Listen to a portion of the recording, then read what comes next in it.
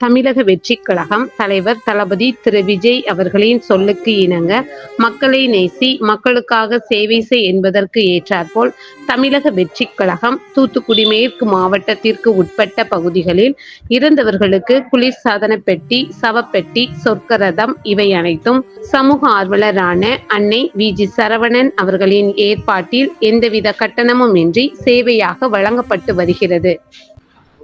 இந்நிலையில் ஏரல் பகுதியைச் சேர்ந்த ராமலிங்கம் அவர்களின் மகன் ஐயாதுரை அவர்கள் 10/3/2026 அன்று வயது முதிர்வு காரணமாக காலமானார்.